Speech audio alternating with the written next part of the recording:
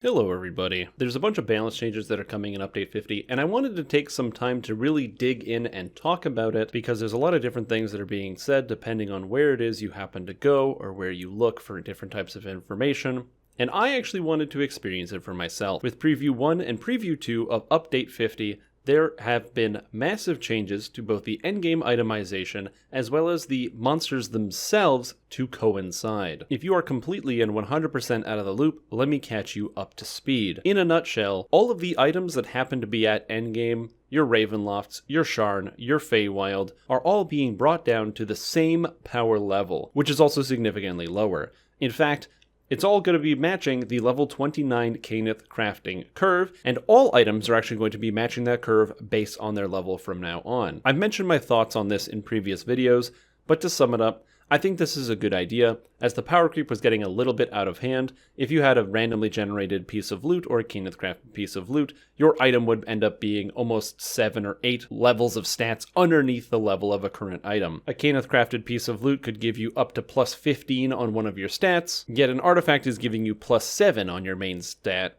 Over top of that, all the way up to plus 22. This was a big jump, and it often made it more difficult to get into any type of endgame, as you had to do endgame content to be able to participate in endgame content, which is kind of counterintuitive. Sure, it makes sense that you need to be able to get these items, as it feels like it's the progression of your character. You get the items, you can do more challenging content, except the challenge was much greater than some of the older previous content that came before it. So while the stats were great, you ended up getting to the level cap with items that were not even half as strong as the items that you needed to have at the level cap. To me, I always disliked this, and I found it really confusing. You basically just got to level 20, changed out none of your items the entire time because you knew at level 29 you're just going to equip items that are more than double in power, so why would you even take any time to put anything on your character in between those moments? These new changes are going to emphasize older items, as with the items you currently have giving you plus 13 to stats now, it means that the level 20, 21, even 25, 26, 27 items will hold a little bit more relevance. Now, the itemization aside, I know there's going to be people on different sides of the fence as far as your opinions go, whether you're okay with the idea of items being changed after they've been released, or you're not okay with the idea of some type of stat squish here. That is definitely something that's important for debate. However, the biggest thing for me is, will the balance land? One of the other things that's coming along with this is a huge sweeping changes to all of the monsters at endgame to accommodate for the difference in stats. You can't just take away all of these stats and then leave all the monsters the same. However, this also comes at a positive from the perspective of the developers, because they have said that with some of these changes, they're able to say, well, the Sharn content and the Feywild content shouldn't be dramatically harder than the Ravenloft content, which means that, in theory, they have taken the strength of the monsters and toned them down so that whether you go into Ravenloft, or Newcomers, or Sharn, or Feywild, or the Gatekeeper's quests, or Devil's Gambit, you should be running into monsters, since all the quests level 32 that are about the same strength and level. To me, this is the most important part. I'm not too big on the numbers. I don't really care what the numbers are on my character. I care that I'm able to do the content and get through the quests. Sure, was it cool to be able to have 122 charisma on my warlock? Maybe, but is that really the main thing about my character? No, the main thing is I get to play it and it feels good. So when my stats go down, if all of a sudden I'm not actually able to fight against the monsters, that's going to be a big problem. There was a lot of worry from the community in general about this type of change, for this reason exactly. A lot of people are worried that their characters that are existing and performing at a certain state are not going to be able to perform in the future, and that honestly would be a big problem. So I took it upon myself to spend a lot of time testing. Both on the first Lemania and the second Lemania, I was there for hours playing multiple different characters, builds, different levels of content, and by levels of content I mean all at level 30, but different quests, different levels, whether it was hard, elite, Reaper mode, trying to do as much testing as I can with different builds, with different levels of characters, so I could see how does it feel. And so now, with all the testing that's been done, especially on this second preview, I can conclusively say that it feels pretty much exactly the same. Going into Ravenloft, I found that there was almost no difference in my characters. In fact, I say almost no difference, but I will say it was actually a little bit easier. I found it easier to actually hit the monsters because their saves were generally a little bit lower for all the spellcasters that I was playing. which means that if you're out there and you happen to have a spellcaster of your own, you should be giving yourself a little bit of extra leeway with your DCs because the monsters seem to be a little bit easier in Ravenloft. But where the noticeable difference was Sharn and Feywild. The DCs in Sharn and Feywild came down by a ton, and I mean a ton. It was honestly crazy to me how much their defenses came down. According to the development statement, the monsters in Sharn and Feywild lost at least 30 to some of their saving throws, and it really feels like more than that. I was able to just stun, lock down, instant kill all kinds of monsters that sometimes I would be like so-so on doing, and it felt amazing. I was just locking down and doing everything I wanted. It felt so much better. Now, was it 100% easy? I mean, depending on the content. I also ran some of the new content in the Salt Marsh, and I will say that the Salt Marsh content does seem to be a little bit more challenging, but that's a given that the quests in there also grant level 30 items, which have a slightly higher power level, which is the level 30 power level. It's almost insignificant, and honestly, if you do have your full item sets right now, you know, your Sharn set plus some of your winter items and whatever things you're actually running on your character, you probably shouldn't notice a difference and you won't really need to upgrade, but there will be items there should you want to. Now I've talked from the perspective of DCs for the most part, but what about physical users, melees, ranged? How does that feel? Well, in the first Lamania, one of the biggest problems I had was that not only did monsters take a little bit longer to kill because their health wasn't reduced at all in the first Lamania, but also armor class became a major issue. My paladin went from having about 205 to hit all the way down to about 160, and all of a sudden I was missing monsters left and right. This was a massive problem because it made it much more difficult for my character to actually hit anything, and yeah, that's kind of important. You need to hit the monsters to be able to deal damage them as a physical damage character, and for me, that just wasn't happening. So those two things combined made it a lot slower. However, as of Lamania 2, my paladin, as long as I had 155 or higher to hit, I was missing pretty much nothing, and since my character generally sits around 160, I was missing nothing, which was very, very satisfying, because I even went into areas where I knew there were monsters that had higher amounts of armor class, and I still had no issues actually hitting the monster. It's important to note that I don't run any destruction effects on my paladin, sundering effects, or anything like that that actually reduce the armor class of the monsters that I go up against, which means that, especially with sundering effects, the armor class coming down, it should be a lot easier. They said they reduced it by about 25% across the board. However, I think it was even higher than this, as I believe some monsters such as Sharn and Feywild lost even more than 25%. As a result, I'm gonna be honest, things felt actually easier on my paladin as well. I felt like I was killing the monsters even faster than I was before, as my damage definitely did not get reduced by 25%. I'd say my damage was probably down somewhere about maybe 15 to 20% in that range, and the monster health came down by 25%, giving me that little bit of an edge. There were some areas that I think actually still need to be adjusted, although I don't know if they can, but after some testing, I'm not exactly sure what they can really do about it. The first area is spell penetration. And no, I don't mean itemization. I know a lot of people might be worried that since the itemization is coming down, then spell penetration might also be coming down as well. But actually, the opposite is happening. It looks like spell penetration is actually higher on gear than it was before, which means that the same items that were giving you spell pen are actually giving you more spell pen. If I had to guess, I would imagine it has something to do with the fact that there are very few sources of spell penetration that actually come from items, and so by just bumping it up, it means you're still able to hit those monsters in Tethymar and other places. But no, I'm talking about the other way around. When monsters try to penetrate your spell resistance. Monsters' spell penetration is based off of their CR, or level, and since on elite mode, a lot of the epic monsters have CRs of like 60, 65, 70, they pretty much just blow through all of your spell resistance. Now, is spell resistance a good stat? Well, generally no. But if you have enough spell resistance, you can avoid all different types of crowd control effects, which can be very handy depending on the situation. The problem is there's so many monsters that just have variable amounts of spell penetration that sometimes it seems like a waste of time to actually get any. Previously to this, and now with spell resistance items all going down in power, you kind of run into the same issue. I'm not sure if they're just going to increase the amount of spell resistance on all the items to compensate, or just kind of give up.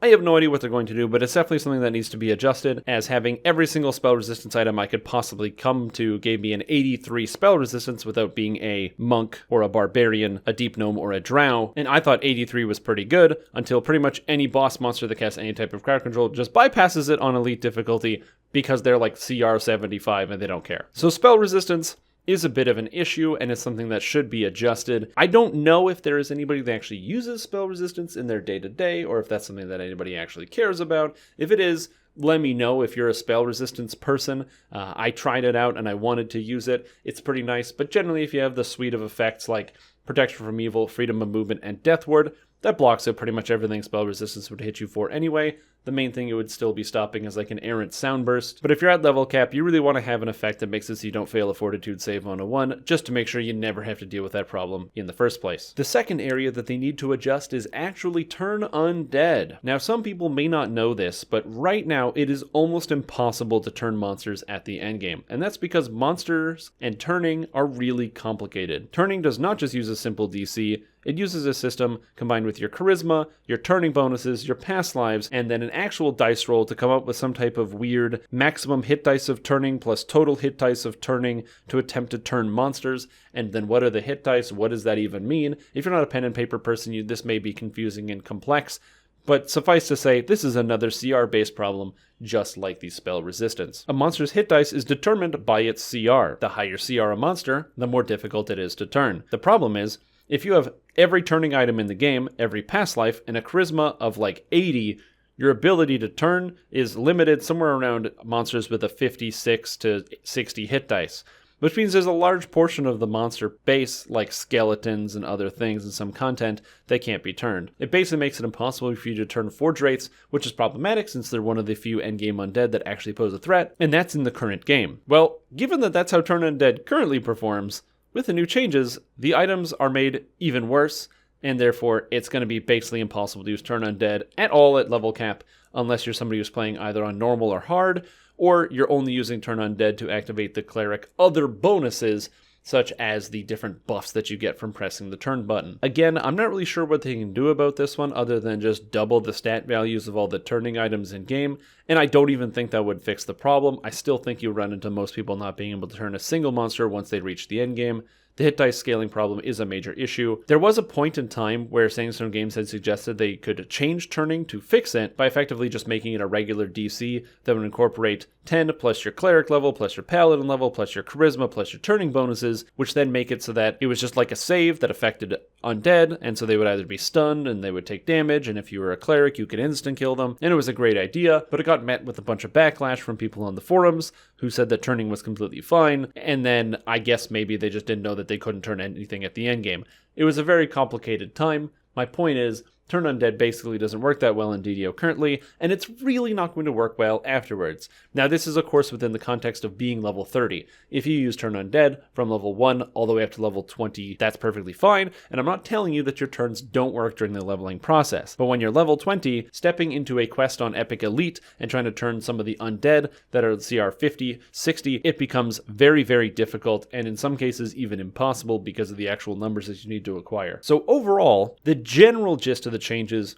is that if you are an average player, and I want to point this out, if you're somebody who is not the end game most like high geared raider, these changes are generally going to be good for you. The gear that you have that's existing is going to increase in relative strength unless you have a very finely tuned endgame build, at which point it will stay the same.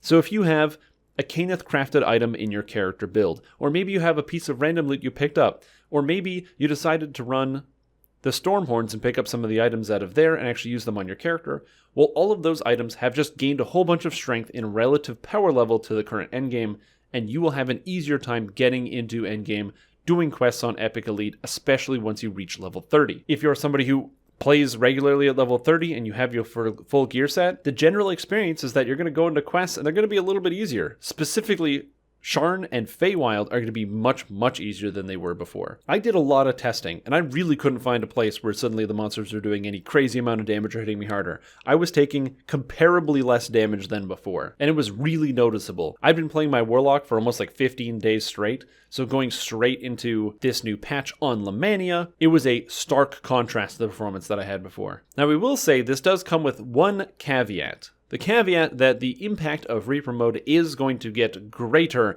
the higher level you go. In fact, I would hazard a guess that somewhere around Reaper 7 and higher, it's actually going to be harder than it would be on the live servers. In my opinion, I don't think this is a big deal. It's not that much harder. In a lot of cases, some of the things were the most challenging in some of the higher Reaper difficulties, especially Intimidate checks on more difficult monsters, have gone down considerably.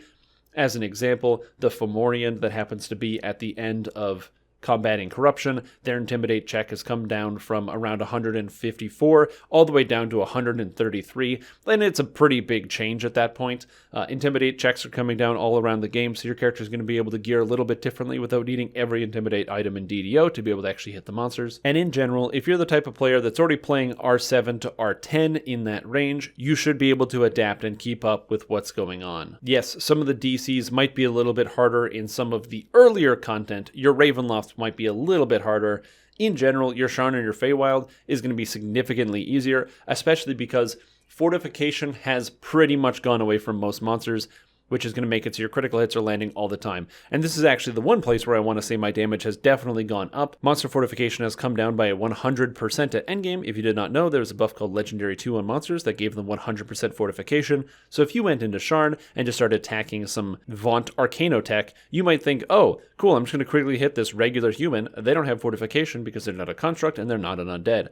Well, too bad. Turns out they actually did because of the Legendary 2 buff, but that's actually gone now, so every monster in the game is losing some fortification, and all the fortification penetration effects have been bumped up, so it looks like you won't have to worry about missing any critical hits or sneak attacks anytime soon. Overall, my verdict is that it's pretty much really good to go with everything that they've put out in terms of the actual balance and how it feels compared to the new items. The only thing that's missing are spell penetration at this point, as well as turn undead, and hopefully those things will get ironed out. I don't know how exactly they're going to do that, but hopefully they'll be able to do that because the rest of it feels really, really good. So if you're somebody who is worried about this content drop, I can safely say after many hours of testing that you should be fine. And I tested it all live with a big audience. Lots of people were watching, trying to give me feedback about what builds I should play, what things I should test. And it worked out really well, and I had a fantastic time, and I'm super duper excited. Oh, you want to be part of that audience? Oh, well, geez, I should have said something sooner. You gotta go to twitch.tv/Strimtom, where I stream 6 days a week. We talk about DDO, we play some DDO, we test out new content, we try out wacky builds, and I have a phenomenal time every single time. So I will see you on the stream, and I hope you're excited for Update 50. I'm looking forward to it. I think it's going to be one of the best updates we've gotten to DDO in a long time because of the availability of items coming through, as well as the new Saltmarsh pack. I don't plan on putting out a lot of content for Saltmarsh before it comes out, because while I did play through pretty much all the quests, and they are amazing, some of them are extremely good the first time you go through them, and I don't want to spoil anybody of that, but oh my god, I'm so excited. The music, it's so good. I'm rambling, time to shut the video off. Goodbye.